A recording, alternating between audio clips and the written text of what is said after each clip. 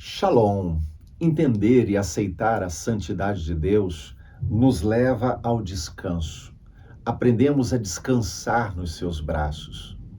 Isso porque nós sabemos que, se entendemos a santidade de Deus, nós entendemos também que Deus jamais terá segundas intenções. Deus jamais terá interesses escusos ou interesses ocultos, coisas que não possam ser reveladas. Deus, na verdade, terá sempre intenções puras e santas a nosso respeito. É por isso que Mateus capítulo 6, na oração que Jesus nos ensina, também ele traz como um dos componentes o clamar ao Senhor pelo seu cuidado.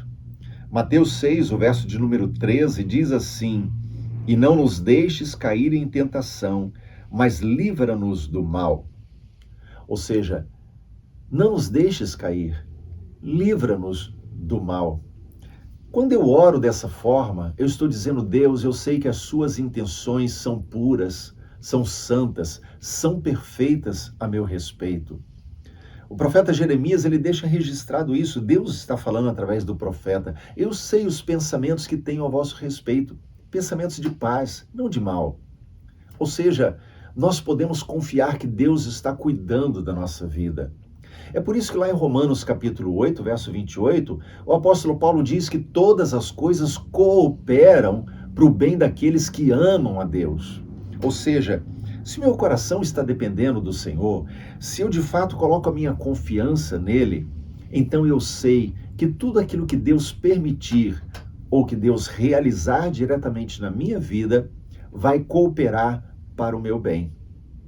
Lembre-se sempre de uma coisa: eu e você não sabemos as coisas que podem nos acontecer.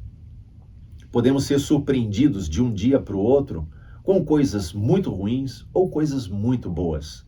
Nós não conhecemos nem determinamos o nosso futuro. Mas Deus conhece todas as coisas e Ele sabe o que nós podemos e devemos enfrentar. Lá em João capítulo 17, o capítulo todo é uma oração de Jesus pelos seus discípulos, ou seja, por nós, pelos seus discípulos naquele tempo, mas ele também ora por aqueles que ainda haveriam de crer, ou seja, eu e você. E Jesus diz assim: Pai Santo, guarda-os em teu nome. E ele diz ainda mais nessa oração, ele orando ao Pai, ele diz: não peço que os tires do mundo, e sim que os livres do mal. Ou seja, a oração de Jesus é: Pai Santo, eu não quero que o Senhor tire ele do mundo. Veja, seria muito simples assim. De repente, eu e você entregamos a vida a Jesus e imediatamente somos tirados desse mundo e vamos para o céu, porque aí a partir daquele momento estamos salvos, temos a eternidade, temos a salvação, a vida eterna e não precisamos enfrentar todas as lutas desse mundo. No entanto, não é assim que Deus faz. E Jesus ora: eu não peço que os tires do mundo, eu peço que os livres do mal. Eu quero lembrar rapidamente com você duas histórias básicas que estão no livro de Daniel. Uma é do próprio profeta Daniel. Ele era um homem justo, íntegro, e Daniel, apesar disso, ele foi traído por alguns que tinham inveja dele, e então o rei se viu na posição, na obrigação de punir Daniel, injustamente, mas punir.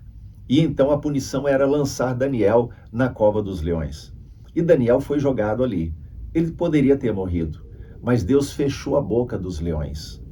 Ora, Deus não impediu que ele fosse lançado lá, mas Deus fechou a boca dos leões, não permitiu que Daniel fosse destruído, fosse morto. A outra história é dos amigos de Daniel, Sadraque, Mesaque e Abdenego. Esses três amigos de Daniel, eles também eram justos, íntegros para com Deus, e foram traídos também, e por conta disso, o rei determinou que eles fossem lançados numa fornalha que foi aquecida 7 vezes mais. E eles foram lançados lá.